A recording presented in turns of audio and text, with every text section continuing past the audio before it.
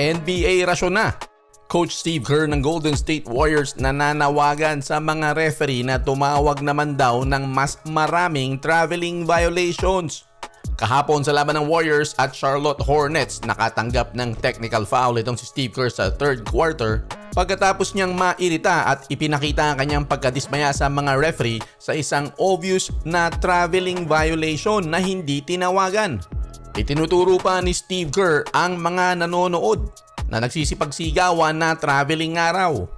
Ani Steve Kerr, hindi niya raw naiintindihan kung bakit hindi daw tinuturuan ng NBA ang mga opisyales nito, na referee ang ibig sabihin, na tumawag ng traveling sa ligang ito. Sa laban nga nila ng Charlotte ay nakakita siya ng at least mga 5 or 6 daw na mga traveling na hindi tinawag. At hindi lang sa kalaban yun mga kabasketball ha, syempre sasabihin nyo bias si Coach Steve Kerr. Hindi, maging sa koponan daw niya ay guilty rin sila.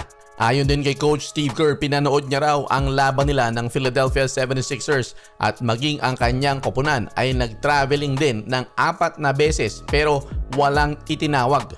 Importante daw na ibalik ang traveling violation na yan dahil ani Steve Kerr, ang larong basketball ay nakabase sa footwork.